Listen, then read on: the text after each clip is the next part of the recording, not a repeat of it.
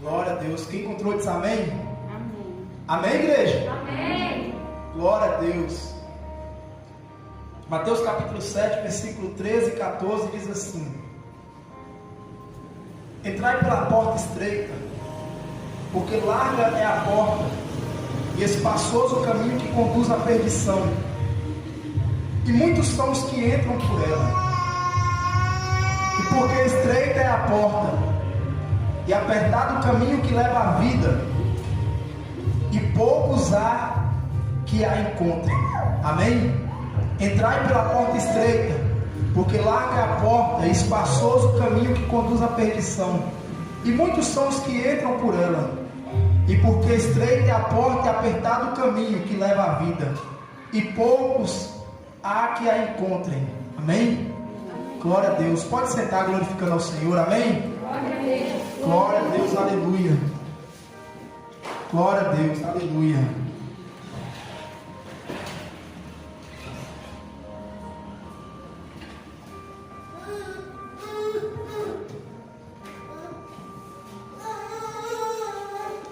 Aleluia, Deus. Essa palavra, ela tem um poder muito forte por trás das letras. Eu quero trazer essa palavra para nós meditarmos no dia de hoje. Embora algumas pessoas, elas olham somente os 2 versículos e não procuram aprofundar sobre essa questão da porta e essa questão do caminho. A palavra de Deus, ela tem a manifestação de Jesus Cristo desde o Antigo Testamento, de várias formas. A palavra de Deus, ela tem 3 interpretações. Hoje é um culto de doutrina. Quero que os irmãos prestem bastante atenção. Para quem não sabe, irmão, doutrina não se trata somente de roupa, não. Como muita gente pensa que doutrina trata somente de roupa, de veste. Doutrina significa ensinamento. Hoje é um culto de ensinamento. Ou então um culto das estratégias de Deus. Nós temos 2 cultos de doutrina aqui na igreja. Um culto de doutrina que é das estratégias de Deus, que é na quarta-feira. E o culto de doutrina, que é na escola bíblica dominical, às 9 horas da manhã, todo domingo. Na quarta-feira, o culto de doutrina não é bem, como vou dizer assim, bem detalhado por causa do tempo. Já na escola dominical, ele tem umas pausas para pergunta, para resposta, é mais detalhado. Mas eu quero trazer mais detalhes suficiente que aproveitar o tempo que eu puder aqui para trazer aquilo que Deus tem colocado no meu coração nesse dia de hoje. A palavra de Deus, ela tem três interpretações. Ela tem 3 formas de você ver ela ou ler ela. Ela tem a forma literal primeiro, ela tem a forma figurada e tem a simbólica. Ela tem essas 3 formas. Se as pessoas, muitas das vezes, não conhecerem essas 3 formas, ela pode olhar para a palavra e às vezes ficar sem entender o que a palavra de Deus ela diz, sem entender algumas coisas. E foi isso que aconteceu, por exemplo, quando Jesus ele usou aquela frase dizendo que eu sou o pão da vida, quem não comer da minha carne e beber do meu sangue não tem parte comigo, ou então melhor, não tem vida em si mesmo. Os fariseus questionaram Jesus e falaram bem assim: por acaso o Senhor está dizendo que nós devemos comer da tua carne? E a Bíblia vai dizer que os discípulos, muitos discípulos, a Bíblia diz que Jesus não tinha somente 12, Jesus ele tinha vários discípulos. Há um tempo a Bíblia fala de 12, outro tempo a Bíblia fala de 70, outro tempo lá na carta aos Coríntios a Bíblia fala de 500, e a Bíblia vai falar que Jesus já tinha multidões seguindo ele. Então, a Bíblia diz ali no Evangelho de João capítulo 6, capítulo 5 e do capítulo 6 também, vai dizer que muitos discípulos já não andavam mais com Jesus porque achavam dura aquela pregação e não entendiam. E ali Jesus está usando uma linguagem figurada. Ele está colocando um pão para as pessoas entenderem que ele era o pão da vida e que as pessoas deveriam alimentar dele para ter vida espiritual nele. Mas muitos não entenderam isso. Então a palavra de Deus ela tem essas 3 linguagens que precisam ser entendidas. E Jesus ele é manifesto na palavra de Deus desde o Gênesis ao Apocalipse. Os irmãos vão entender até o final da palavra por que eu estou falando isso. Desde o Gênesis ao Apocalipse, Jesus ele é manifesto. Eu vou dar um exemplo. a árvore da vida. A Bíblia diz que havia duas árvores no jardim. Havia a árvore do conhecimento do bem e do mal e havia a árvore da vida. A Bíblia diz que Adão, ou melhor, primeiramente Eva e depois Adão, a Bíblia diz que eles comeram do fruto da árvore do conhecimento do bem e do mal, que era proibido de comer, de alimentar. Mas a palavra de Deus vai falar que havia uma outra árvore, que se eles comessem, eles viveriam eternamente, que é a árvore da vida. Aquela árvore da vida eu posso dizer com toda certeza que ela representa Jesus no Antigo Testamento. Glória a Deus. Por quê? Porque Jesus é esse fruto de vida que veio e se manifestou em carne, para que hoje nós pudéssemos ter vida nele. Amém? Glória a Deus. Glória a Deus. Então a palavra de Deus, ela manifesta Jesus de várias formas, e tem várias outras formas. Por exemplo, o quarto homem, que eu gosto sempre de citar, o quarto homem da fornalha, que quando Misael, Azarias e Ananias, que é Sadraque, Mesaque e Abidnego, eles são lançados na fornalha, quem é que se manifesta ali? Aleluia, que para uns é chamado do anjo do Senhor, mas você percebe que é chamado do anjo no singular, que ali está falando de um anjo no singular. Então ali está falando do próprio Jesus, também manifesto, que manifestou para dar livramento ao seu povo, para dar livramento aos teus servos. Mas a Bíblia também fala de uma outra manifestação muito mais poderosa, na minha visão, no meu pensamento, muito mais poderosa, que fala lá em Gênesis capítulo 28, que aí encaixa nessa palavra aqui, que nós acabamos de ler. Preste atenção no que nós lemos. Mateus capítulo 7, versículo 13. Entrai pela porta estreita. Antes de nós citarmos Gênesis, que eu citei agora, entrai pela porta estreita, foi o que nós lemos, porque larga é a porta e espaçoso o caminho. Jesus está falando de porta e de caminho. Espaçoso o caminho que conduz à perdição, e são muitos que entram por ela. Quando ele vai falar agora, quando ele vai dar detalhe da porta estreita, agora ele fala assim: porque estreita é a porta e apertado o caminho que leva à vida, e poucos há que a encontrem. Então aqui Jesus está falando que existe duas portas e dois caminhos. Amém? Duas portas, guarda bem isso. Duas portas e dois caminhos. Duas portas. Primeiro, uma porta é estreita e a outra porta é larga.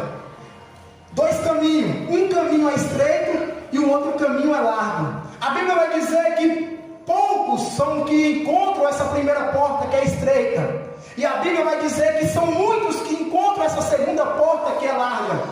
E são muitos que encontram e a Bíblia vai dizer que essa segunda porta leva à perdição. Mas aqui eu quero falar especificamente da porta estreita, que representa Jesus. Amém? Então guarda bem isso. Primeiramente porta, segundo caminho. Aí quando você vai lá para Gênesis capítulo 28, versículo 12, a Bíblia vai dizer que quando Jacó ele estava no deserto, ele teve um sonho. Oi, Jesus, já vai sorrir. É porque é poderoso de barra a palavra. Jacó ele teve um sonho. E a Bíblia diz que o sonho, a escada, quando ele viu o sonho, na visão dele, a escada pegava do chão e tocava o topo nos céus. Amém? Amém. A escada tocava no chão, da onde, igreja? Do chão. E o topo era da onde? E a Bíblia diz que os anjos de Deus subiam e desciam, aleluia. Os anjos de Deus subiam e desciam. Eu posso afirmar com toda certeza, aleluia. Quem é esse que se fez escada, aleluia, para nos dar acesso, aleluia, do chão até o céu, aleluia. Aí a Bíblia vai dizer em 1 Timóteo capítulo 2, versículo 5, aleluia, que há um só Deus e um só mediador entre Deus e os homens, aleluia. Ele foi esse que se fez escada, ou melhor, que de lá ele desceu, aleluia, para nos dar acesso direto ao Pai, ao céu, aleluia. E Jacó lá, milhares de anos, Jacó já estava vendo ele, aleluia, quase 5.000 anos atrás, ou mais de 5.000 anos atrás. Olha Jacó já vendo ele manifesto lá, em sonho, em visão, de um sentido figurado, ou então de um sentido simbólico, aleluia, ele se manifestando como se fosse uma escada, aleluia, dando acesso ao céu. Agora o mais interessante ainda, que Jacó ele vê, aleluia, essa escada, e os anjos de Deus subiam e desciam. Os anjos de Deus faziam o quê? Subiam e desciam sobre o quê? Sobre a escada. A escada que o quê? Era do chão até onde? Agora abre, agora eu vou pedir para você abrir João capítulo 1. Se você tem a Bíblia aí, você abre. E quem está acompanhando em casa, abre também. João capítulo 1. Aleluia, versículo 51. Jacó viu o que? Uma escada, não foi? Jacó viu uma escada. Aleluia. Agora olha o Evangelho de João capítulo 1, versículo 51. A Bíblia diz que quando Filipe ele encontrou Jesus, aleluia, ele correu até Natanael. E quando ele corre até Natanael, ele diz assim: achamos o Messias, de quem Moisés escreveu na lei. E ele é lá de Nazaré, filho de José, aleluia, lá da Galileia. Jesus, aí Natanael ainda ficou meio duvidoso e falou bem assim: da onde? Por acaso pode vir alguma coisa boa da Galileia ou alguma coisa boa de Nazaré? E então Filipe vira para Natanael e falou bem assim: vem ver. Aqui Filipe ele ensina uma coisa interessante para mim e para você. Olha o que Natanael falou: pode vir alguma coisa boa de lá? Aí Filipe fala para ele: vem ver. Sabe o que significa? Aleluia. Tem coisas que nós não precisamos, aleluia, aleluia, tem coisas que nós não precisamos provar em palavra não, nós só precisamos falar bem assim: vem ver, aleluia. Tem coisas que nós não precisamos ficar insistindo em falar não, irmão, deixa o povo ver, aleluia. Às vezes nós queremos insistir para o povo que nós somos crentes, mas não, o que prova que nós somos crentes não é se nós falarmos que nós somos crentes, é a nossa atitude que prova que nós somos crentes ou não, é as nossas atitudes que vai provar se nós somos servos ou não. Quando Natanael duvida e fala: pode vir alguma coisa boa de lá, aí Filipe diz assim: vem e vê. É vendo que você vai comprovar se ele é o Messias ou não. Quando Natanael chega até lá, o Messias, até o Cristo, Jesus vira para ele e fala bem assim: olha o israelita aí, um israelita em quem não há defeito, em quem não há dolo, aleluia. Israelita, em outras palavras, Jesus está dizendo: esse daí é o israelita que não tem defeito. Aí ele fala bem assim: Senhor, de onde me conhece? Natanael fala, ainda duvidando, né? De onde me conhece, Senhor? E ele diz assim para Jesus, e Jesus diz assim para ele: antes de você vir até mim, eu te vi sentado debaixo da figueira. Natanael assusta, porque Jesus está revelando um íntimo e escondido que ninguém sabia, somente Natanael. Eu te vi sentado debaixo da figueira. E ele fala: Senhor, mestre, aleluia, eu vejo que tu és o Filho de Deus. E ele fala: agora porque eu te falei, agora vamos entrar no versículo 51, João capítulo 1, versículo 51. Agora porque eu te falei que tu és o filho, que eu te vi debaixo da figueira, tu crê agora que eu sou Filho de Deus? Só por causa disso, coisas maiores você ainda verá. Aleluia, glória a Deus. Coisas maiores. Sabe o que Jesus está ensinando? Aleluia, que quando você entra por esse caminho, aleluia, Deus ele não se contenta, aleluia, de revelar somente um pequeno não. Esse caminho, a trajetória dele ainda vem revelando coisas maiores ainda, que os olhos não podem ver e não subiu ao seu coração. Aleluia, glória a Deus. Deus ainda tem coisas maiores para revelar para a minha vida e para a sua vida. E foi isso que Jesus falou para Natanael: coisas maiores você vai ver. Agora olha João capítulo 1, o Evangelho de João capítulo 1, versículo 51. Aí Jesus conclui dizendo assim: ó, na verdade vos digo que daqui em diante vereis o céu aberto. Dá uma pausa aí. Na visão de Jacó, a escada estava na onde? Do chão ao céu. E os anjos faziam o quê? Subir e desciam. Olha o que Jesus diz. Há quantos mil anos atrás? Mais ou menos 5 mil anos. Eu não sei se minha conta está certa não, mas mais ou menos isso. Uns 5 mil anos atrás, por aí. Agora olha na visão. Agora olha o que Jesus responde para Natanael: na verdade te digo que daqui em diante vereis o céu aberto e os anjos de Deus subirem e descerem sobre o Filho do Homem.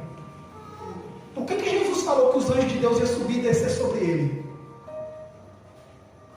Em outras palavras, Jesus está dizendo assim: a mesma escada que manifestou lá para Jacó em um sentido figurado, ele está manifesto aqui em carne na sua frente para te dar acesso direto a Deus. Aleluia, Deus. Ele está manifesto aqui presente diante de você em carne para te dar o acesso direto que você precisa. Olha a revelação que Deus deu, que Jesus deu para Natanael. Aleluia. Irmão, vou ser sincero. É por isso que Jesus falou para Tomé assim: olha, agora porque tu crê, porque tu vê Tomé. Porque Tomé falou assim: só crê se eu só acredito se eu ver, se eu tocar nas palmas da mão dele e estiver furado. Aí Jesus falou assim: só porque você está vendo agora, você crê? Bem-aventurado aos que não viram e creem. Sabe por que Jesus falou isso? Sabe por que Jesus falou isso? Porque os discípulos viram coisas que eu e você não viram, que eu e você não vimos. Olha o que Jesus está respondendo para Natanael. Em outras palavras, Jesus está dizendo assim: aquela escada que Jacó viu lá no passado, ela está manifesta em carne aqui diante de você, meu filho. Por isso que Jesus virou para Tomé e falou isso: bem-aventurado é quem não me viu. Em outras palavras, Jesus está dizendo isso: bem-aventurado é quem não viu e creu. Então aqui, a Bíblia vai dizer o seguinte: que Jesus ele é manifesto. Em outras palavras, Jesus está mostrando que ele é manifesto desde o Antigo Testamento, em forma literal, simbólica e figurada. E nessas três formas ele é manifesto. Uma forma literal, por exemplo, que ele é manifesto é quando Isaías ele fala bem assim: um menino nos nasceu e um filho se nos deu. Está falando de Jesus. Por quê? Um menino realmente não nasceu e um filho realmente não nos deu. Está falando de Jesus. Ali é literalmente cumpriu. Mas tem outro sentido também que a Bíblia fala. Mas aí o que acontece? A palavra de Deus que nós vemos, só para os irmãos entenderem, está falando de uma porta e de um caminho. O que acontece? Primeiro vem a porta, depois o caminho. Depois da porta tem um caminho. O que significa? Primeiro, essa porta representa Jesus. Isso com toda certeza. Em João capítulo 10, Evangelho de João capítulo 10, versículo, se não me engano, versículo 9. João capítulo 10, versículo 9, Jesus diz assim: eu sou a porta. Primeira coisa, Jesus diz assim: entrai pela porta estreita, porque largo e espaçoso é o caminho que conduz à perdição, e são muitos que entram por ele. Agora olha para você ver João capítulo 10, o que Jesus diz? Eu sou a porta. Se alguém entrar por mim, salvar-se-á, encontrará pastagem, entrará e sairá, e achará pastagem. O que Jesus está dizendo? Eu sou a porta. Se alguém entrar por mim, sairá, entrará e sairá, sairá ou entrará. O que Jesus está dizendo? Terá acesso direto. Por quê? Porque a primeira coisa que a porta te dá, a primeira coisa que a porta ela disponibiliza para você é a liberdade. A liberdade de vida que você deve ter. Quantas pessoas elas falam bem assim: meu Deus do céu, eu estou precisando de uma libertação. Por quê? Porque ainda não tem Jesus.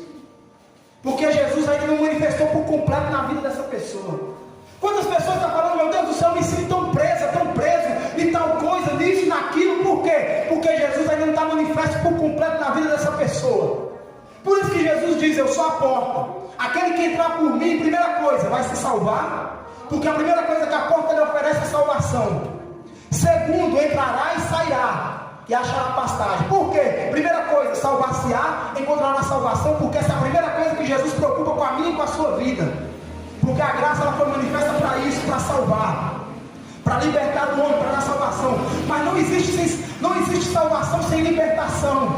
Porque a palavra de Deus vai dizer, aleluia, que para isso manifestou o Filho de Deus para desfazer as obras do diabo. Então Jesus ele manifestou para desfazer as obras do diabo, seja uma macumba, seja uma amarração, qualquer tipo de coisa. Jesus manifestou para desfazer as obras do diabo, independente de qual sejam as obras, aleluia. Não há obra do inimigo que Jesus não desfaz. Então a primeira coisa, salvar-se-á. Segunda coisa, entrará e sairá. Por que entrará e sairá? Terá acesso livre. Esse acesso livre de entrar e sair significa liberdade. Por isso que a palavra de Deus vai dizer, aleluia, nesse mesmo evangelho de João, dizendo assim: se o Filho pode vos libertar, verdadeiramente sereis livres. Se eu não me engano é João capítulo 8. Se o Filho pode vos libertar, verdadeiramente sereis livres. Por que o Filho? Porque Ele é a porta, aleluia, que quando você entra, você encontra salvação, e quando você entra, você encontra libertação, aleluia, acesso livre. Segundo, encontrará pastagem. Por que Jesus ele fala de encontrar pastagem? Porque aqui no contexto ele está falando de ovelha, que nós somos a ovelha e ele é o pastor. E a pastagem, nós sabemos que a pastagem ela serve para a ovelha alimentar e também para descansar. Para a ovelha passear, descansar, ter liberdade de ela caminhar, dela exercitar suas pernas e viver a vida dela. Então por quê? Ao mesmo tempo que a pastagem serve para alimentar, também serve para a ovelha viver naquela pastagem, passear, viver naquela pastagem. Então o que aqui em outras palavras Jesus está falando? Primeiro, como nós falamos, salvar-se-á, salvação. Segundo, entrará e sairá, libertação, liberdade, entrar e sair, de ir e vir. E terceiro, pastagem, está falando de mantimento, porque Jesus, aleluia, Ele prometeu de manter o teu povo na terra, aleluia. Então Jesus, tudo isso Ele se responsabiliza na minha vida e na sua vida. Primeira coisa então que a palavra de Deus está nos mostrando, lá no Evangelho de Mateus 7 que nós lemos, que a porta, como nós lemos aqui nesse versículo de João, que a porta é Jesus. Isso está claro e está explícito. Quando Jesus ele diz, entrai pela porta estreita, Ele está dizendo, entrai por mim. Glória a Deus. Entrai por mim. Mas tem um detalhe, a porta é estreita. Mas pastor, então quer dizer que Jesus ele se manifestou de uma forma para não dar acesso a todo mundo? Não. Nós vamos chegar nesse ponto aí agora. Depois da porta, Jesus está dizendo que existe um caminho. Por que o caminho? Primeiro nós vimos aqui que existe uma porta, e a porta é Jesus. Agora depois dessa porta existe um caminho. E por que o caminho? Porque depois da porta existe um procedimento. E toda a vida com Deus, ela existe um procedimento. E a palavra de Deus vai dizer assim, entrai pela porta estreita, porque largo e espaçoso é o caminho que conduz à perdição, e são muitos que entram por ela. Porque estreita é a porta e apertado o caminho que leva à vida, e poucos há que a encontrem. Quando você lê de cara o texto dizendo que poucos são que encontram essa porta, dá para entender que a porta está meio que oculta, mas não é isso. Não é que a porta está oculta para muitos, não é isso. A porta está aberta para todos. Quer ver um exemplo? Antes de parar da Bíblia, vou dar um exemplo. A irmã Laninha está ali na porta. A porta está aberta, não está? Amém ou não amém? A porta está aberta, mas passa um monte de gente ali, pode passar ali, que nem tem acesso de pessoas ali todos os dias. E a irmã Laninha convida todos que passaram ali, ela fala, entra por essa porta, participa do culto. Entra por essa porta, participa do culto. Entra por essa porta, participa do culto. Venha participar do culto. Venha participar do culto. Vamos dizer que por dia, ou então só o tempo que nós estamos aqui no culto, vamos dizer que ela para 100 pessoas. Aí eu pergunto para você, com toda sinceridade, dessas 100 pessoas, quantas pessoas você acredita que vai entrar aqui dentro?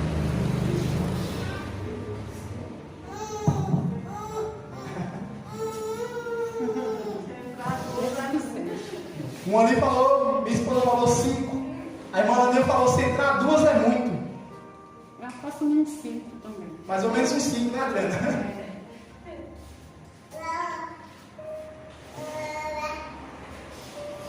Porque muitos são chamados, mas poucos os escolhidos. E essa é a realidade. A porta ela está aberta para todos. O que acontece? Por que nem todos entram então, pastor? Não é que a porta ela está oculta para muitos, porque diz assim, nem poucos a encontram, né? Não. É porque nem todos querem enxergar a porta. Quer ver um exemplo?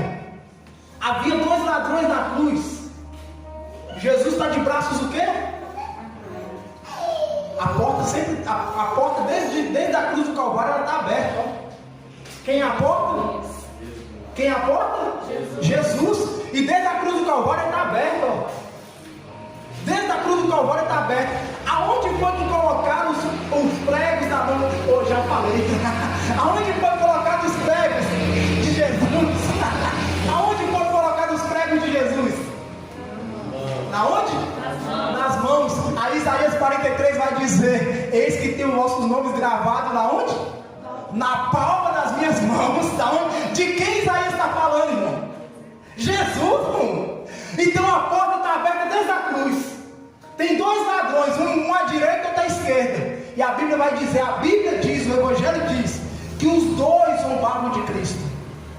Alguns pensam que só um zombava, não. Depois você confere lá. A Bíblia vai dizer, está no Evangelho, a Bíblia vai dizer que os 2 zombaram de Cristo. Os 2 zombaram. E os 2 estão lá zombando e falam, tu és o Filho de Deus, salva a si mesmo e a nós. Salva a si mesmo e a nós. Os 2 zombavam de Cristo. Mas teve um momento que a Bíblia vai dizer que um dos ladrões virou para o outro ladrão e falou, nem assim você teme a Deus? significa que em nenhum dos momentos um ladrão parou de zombar de Cristo e arrependeu da zombaria. Por isso que Jesus ele virou para os fariseus uma certa vez e falou assim, ó, se pecar contra o Filho de Deus, tem perdão.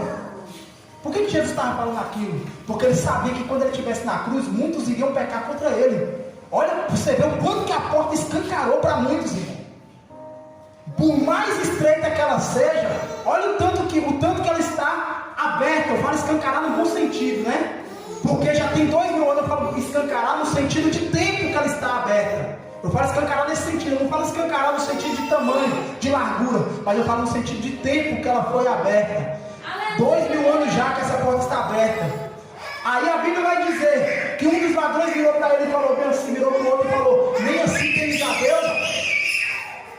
Nós estamos aqui porque nós merecemos, mas esse homem nada fez. Ou seja, teve um momento que ele reconheceu que Jesus era justo. Aí ele virou para Jesus e falou, Senhor, lembra de mim quando entrar no teu reino? Jesus virou para ele e falou, ainda hoje, não é amanhã nem depois, é hoje, estará comigo no paraíso. Amém? Ainda hoje, aleluia. A palavra de Deus vai mostrar o seguinte. Então, resumindo, voltando para a palavra, Jesus é a porta, amém? Depois da porta existe um caminho. Por que muitos não querem entrar por essa porta? Primeiro, justamente porque a porta é estreita. E para entrar por essa porta, nela não passa volume. Você pegou? Na porta não passa volume. Lembra da escada de Jacó? O acesso era para onde? Para onde? Para o céu. A escada de Jacó, ele via no chão e o topo que pegava no céu. Porque há um só Deus e um só mediador entre Deus e os homens. Então a porta, ela dá acesso para onde? Para o céu. Então o que acontece? No céu não entra volume. Glória a Deus. No céu não entra volume. Por isso que a porta é estreita. A única coisa que cabe na porta é a sua vida. Glória a Deus.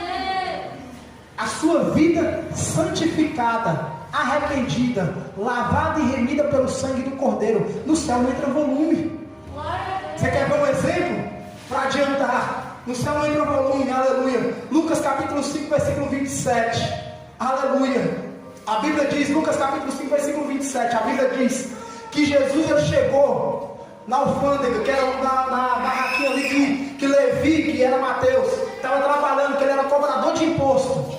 E Lucas capítulo 5, versículo 27. E no 28, versículo 27, Jesus fala bem assim: Levi, segue-me.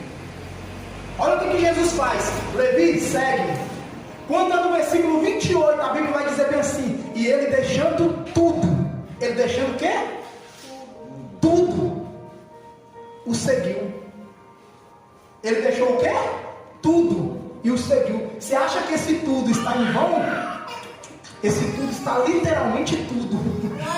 Ele deixando tudo, o seguiu. Ele deixou o dinheiro do cobrador da cobrança de imposto. Ele deixou os papéis de anotação ali, que era chamado de papiro, né, que eram os papéis da época. Deixou as canetas, deixou o material de trabalho, deixou tudo. Saiu só ele e a roupa do corpo. Só não deixou a roupa também porque não podia dar pelado. Deixou tudo. Deixou o negócio do trabalho. Por quê? Porque naquele momento ele entendeu que ele não precisava de mais nada daquilo. Ele precisava somente de Jesus, aleluia. E ele foi atrás de Jesus. E ainda para completar, a Bíblia vai dizer nesse mesmo contexto que ele foi lá e fez um banquete, convidou os amigos dele, que também era cobrador de imposto, convidou o mestre, o seu discípulo, convidou Jesus e os discípulos e fez um banquete para o mestre alimentar dentro da sua casa. Aleluia. Outro exemplo, Lucas capítulo 9, versículo 23. Jesus diz assim: se alguém quer vir após mim, negue-se a si mesmo. Negue a quem? A si mesmo. Por que negue-se a si mesmo? Porque o ser humano, nós temos de nascença uma bagagem muito pecaminosa. Se alguém quer vir após mim, negue-se a si mesmo. Esse negócio de seguir a Deus do jeito que você quer, porque eu pensava assim no começo também. Eu pensava que eu ia seguir a Deus do mesmo jeito. Eu pensava que eu ia seguir a Deus falando do mesmo jeito. Eu pensava que eu ia seguir a Deus do meu jeito, porque eu queria ser aquele crente meio que disfarçado, sabe? Eu queria ser crente, mas queria ser do meu jeito, sabe? Aquele crente meio doidão. Aí chegou um tempo que Jesus falou assim, não é do seu jeito, meu filho. Se for para mim ser Senhor da sua vida, tem que ser do meu jeito, porque eu mando e obedece quem tem juízo. Então se você tem juízo no lugar, então você começa a obedecer. Aleluia. Aí a Bíblia vai dizer assim, se alguém quer vir após mim, negue-se a si mesmo. Por quê? Porque a bagagem humana ela é pecaminosa. E depois que negar a si mesmo, só depois que negar a si mesmo, Jesus fala, toma cada dia a sua cruz e siga-me. Mas primeiro, antes de seguir, negue-se a si mesmo, toma cada dia a sua cruz. E se você reparar, a cruz aqui não está no sentido literal não, está no sentido figurado. Por quê? Porque cruz representa renúncia. Porque quando Jesus está aqui na cruz aqui, e o próprio Paulo também falou isso, já estou crucificado com Cristo e não vivo mais eu. Aí eu pergunto, Paulo estava crucificado de verdade? De verdade mesmo, na madeira? Paulo estava na madeira pregado? Não. Paulo está falando em que sentido? Já estou crucificado com Cristo e já não vivo mais eu. Cristo vive em mim. Em outras palavras, Paulo está dizendo, se eu estou crucificado com Cristo, eu não vivo a minha vida, porque eu estou na cruz com Cristo e renuncio a mim mesmo todos os dias. Cada vez que eu quero descer da cruz, fumo um pouquinho aí, Paulo, não posso fumar. Estou na cruz, a cruz me segurou aqui. Cheira um pouquinho, Paulo, não posso cheirar. Aquela mulher passando lá, Paulo, pega ela, Paulo, não não posso pegar, no sangue de Jesus tem poder. Por que, Paulo? Eu estou na cruz, estou pregado. Aquela menina lá, não posso, rapaz. Rouba um pouquinho lá, Paulo, não posso, rapaz. Mata aquele crente lá, porque Paulo perseguiu os crentes, né? Mata aquele crente lá, Paulo, não posso, rapaz. Por quê? Porque eu estou pregado na cruz com Cristo, moço. E foi o que aconteceu com Cristo. Já estou crucificado com Cristo, já não vivo mais eu, mas Cristo vive em mim. Por que Paulo falou não vivo mais eu? Porque ele entendia que a vida dele agora era uma vida de renúncia. Porque no céu não entra volume, no céu não entra bagagem humana, pecaminosa. Aleluia. Outro exemplo também é Lucas 9:62. Aleluia. Jesus ele falou bem assim, ninguém que lança a mão do arado e olha para trás é digno de mim.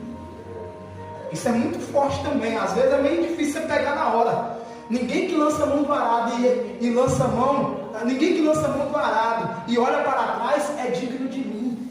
Aleluia. Sabe o que é isso? É a pessoa quando ela começa a seguir Jesus, daqui a pouco ela olha para aquela vida atrás lá, e daqui a pouco ela começa a estar fazendo a obra, está ali, está fazendo isso, está cantando, está pregando, e aquele negócio todo, daqui a pouco ela já começa a lembrar daquilo que ela fazia, então às vezes nem o que fazia, daqui a pouco começa a vir propostas, nem do que ela fazia, começa a vir propostas novas, daqui a pouco ela começa a voltar e falar, bem que Deus não vai preocupar com isso não, bem que Deus não vai preocupar com isso não, Deus quer meu coração, e não sei o que, aí daqui a pouco começa a voltar, e vai praticando uma coisa ali, vai praticando outra ali. Deixa eu falar uma coisa para você.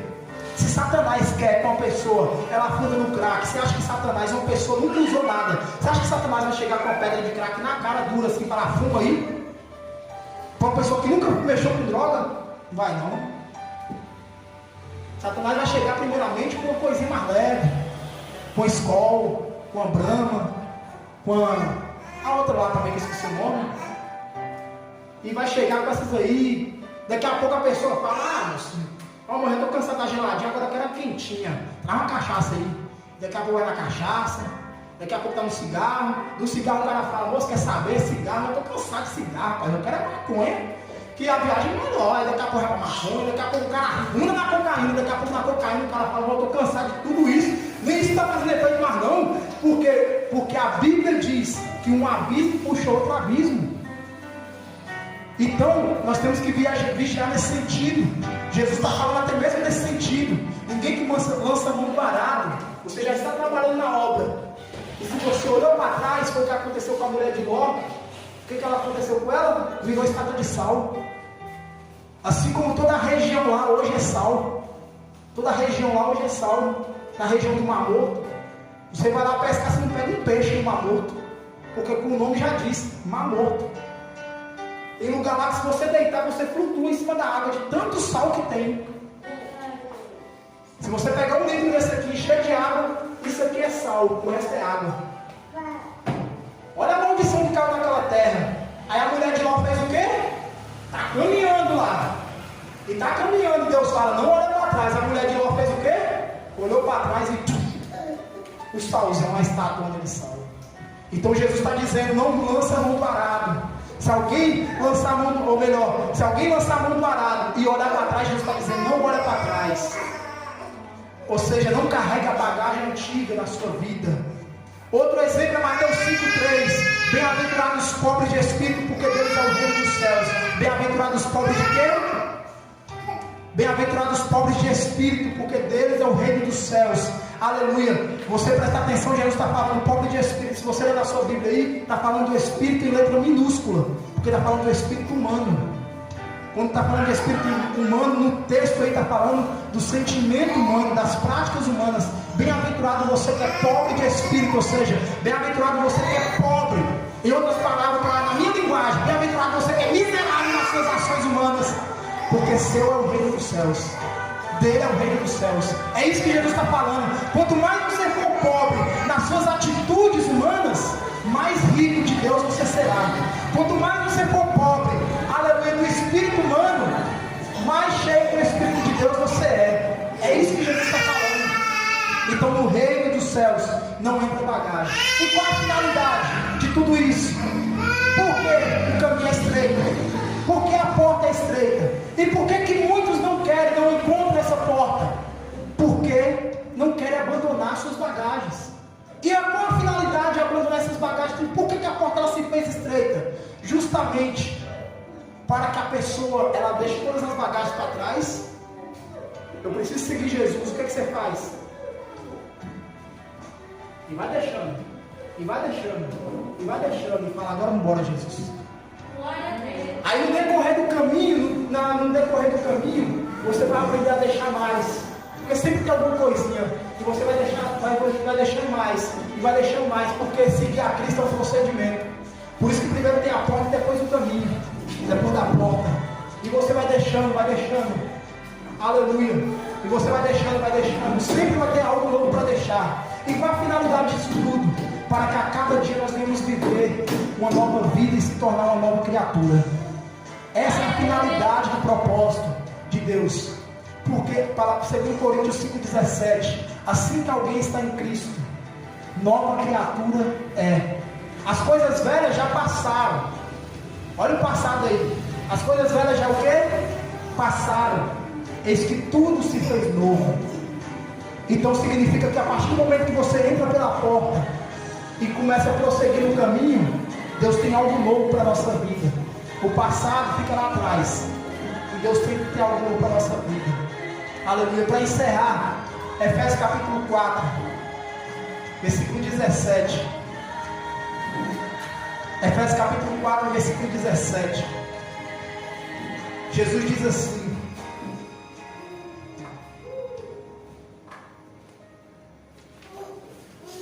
Efésios 4,17.